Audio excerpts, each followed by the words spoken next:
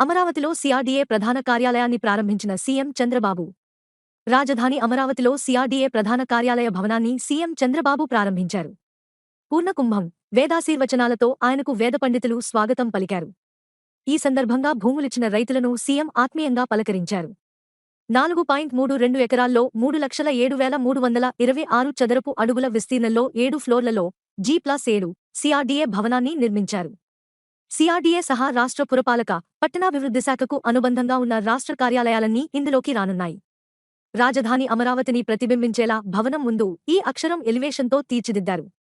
ప్రధాన కార్యాలయానికి పక్కనే మొత్తం 8 ఎకరాల్లో మరో 4 భవనాలు ఏర్పాటు చేశారు. ఒక్కో భవనం 41,500 చదరపు అడుగుల విస్తీర్ణంలో ఉంది. పాలనా సౌలభ్యం కోసం హెచ్ఓడీలన్నీ ఒకే చోట ఉండేలా భవనాల నిర్మాణం చేపట్టారు.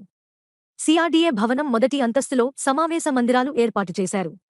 2, 3, 5 అంతస్తుల్లో సిఆర్డీఏ, 4వ అంతస్తులో సీడీఎంఏ పురపాలక డైరెక్టరేట్ ఉంది. 6వ అంతస్తులో Amaravati development corporation limited, ground ఫ్లోర్లో ఇంటిగ్రేటెడ్ కమాండ్ కంట్రోల్ ఏర్పాటు చేశారు.